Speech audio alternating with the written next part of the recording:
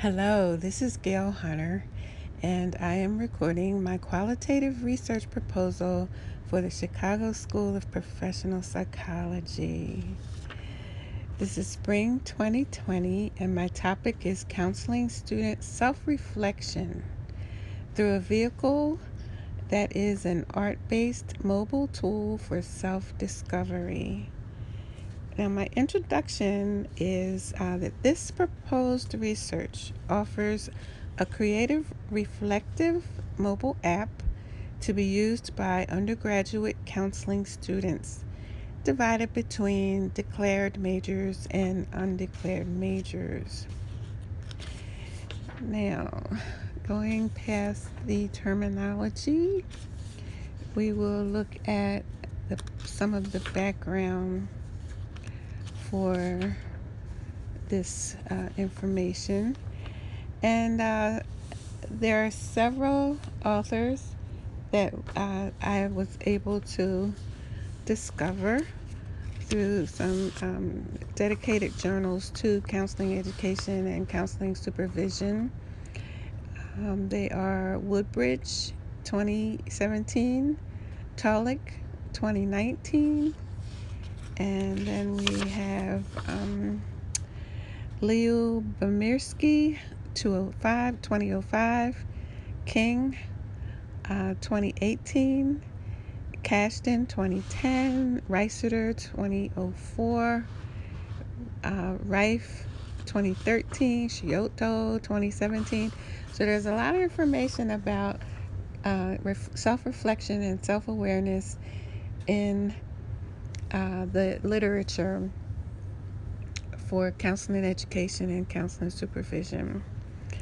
And I can basically say that to state the research problem is that there is a stigma against seeking mental health therapy. It's a pressing social issue, and the main objective of this proposed study is to raise self-awareness among counseling students who may not necessarily need counseling, but should be aware of any counseling that could be beneficial for them with the issues that they have accumulated in their life up until the point where they are becoming a counselor for other people with issues that they would be trying to help them with. So it is a simple, novel way to promote self-reflection with written responses that will render deeper thought processes and therefore richer thematic analyses. Now, the concept of self-awareness is well known in the social work profession and has been closely tied to the history of the field. The role of self-awareness as a professional skill has been recognized as significant in social work, practice, and other helping professions such as counseling, nursing, medicine, and leadership. And although the application of self-awareness is in practice has been studied by many researchers, methods of teaching self-awareness have been scarcely explored. So there are some research studies that offer theoretical models on how self-awareness should be taught, but they don't necessarily provide empirical evidence supporting their models' effectiveness. Okay, now, an individual's subjective conscious experiences are more important than objective reality, according to humanistic psychologists, sometimes called the phenomenological perspective of the humanistic approach.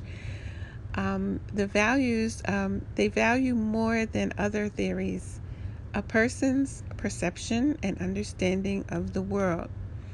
Now, we know that major humanistic theorists are Carl Rogers and Abraham Maslow.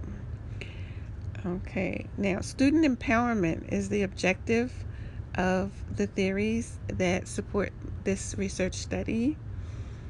And we are seeking to support students' fulfillment of their potential career desires to be the best counselor they can be.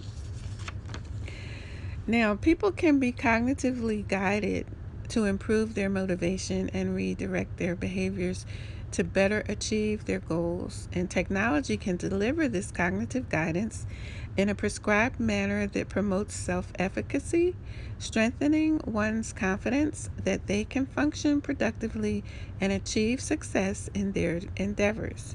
Now, because reflection is an essential skill in the counseling profession, it is only natural that developing reflective thinking skills should be one of the primary goals of a counselor education program. Self-awareness is a requirement for the education of psychologists. So the problem statement is that counselors must explore their own conflicts before they can encourage clients to do so. And learning by example and discovering the intricacies of self-exploration is what these exercises that I've developed can teach counseling students. Now, the purpose statement. The purpose of this narrative study will be to assess the effectiveness of the app that I developed in helping undergraduate counseling students discover their cognitive emotional conflicts. So at this stage in the research, the cognitive emotional phenomenon will be generally defined as psychic conflicts. The technology can deliver this cognitive guidance in a prescribed manner that promotes self-efficacy, strengthening one's confidence to function productively and successfully in their endeavors. Now, proposed here is a study that will employ a mobile app to investigate art and poetry-inspired self-reflection for counseling students to be better prepared to assist their clients. Now, the research objective. Subjects will view themselves from a different perspective after uncovering layers of their consciousness, which is used to bury thoughts and feelings that they need to analyze before they can become a better counselor.